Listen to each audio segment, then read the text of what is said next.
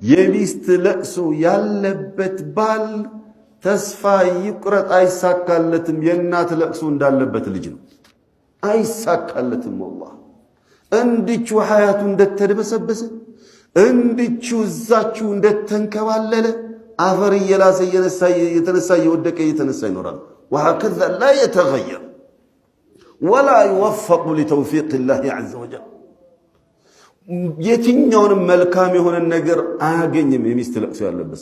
وكذلك ሁለተኛው ምስኪን የቲሞችን ጉዳይ ተጠንቀቁ አሉ ሰለዋቱ ረቢ ወሰላሙ ዐለይሂ። ኢዘን የምስኪንን በደልና የሚስትን በደል የቂያማ ለታ አላህ ዳኛ፣ እነዛ ተበዳዮች ከሳሽ፣ እኔ ደግሞ ጠበቃ ሆኜ ነው መቆመው። ተጠንቀቁ ሰለዋቱ ረቢ ወሰላሙ ዐለይሂ። ከምና የተጠነቀቅ ስንታችን እንጠነቀቃለን? ያ ጀማ ክብደት ውስጥ ገብቶናል።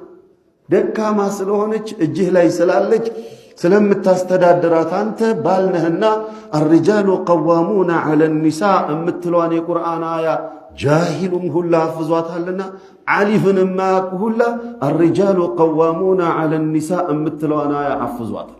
ለነፍስያው ስለተመቸች ወንዶች በሴቶች ላይ የበላይ ናቸው፣ ተቆጣጣሪ ናቸው፣ አስተዳዳሪ ናቸው፣ ገራፊ ናቸው፣ ደብዳቢ ናቸው ብሎ ስለተገነዘበ ነው። እንደዛ አይደለም የቁርአኑ አያ የሚለው። ወቢማ አንፈቁ ሚን አምዋሊሂም ቀዋማነት በማስተዳደሩ ነው። የሚያስፈልጋትን ነገር በማሟላቱ ነው።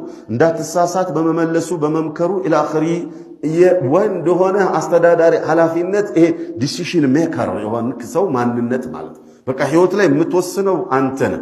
ስትወስነው ግን በጉልበት ሳይሆን አማክራሃት ተማምናችሁበት ግን የምትወስነው አንተ ነህ።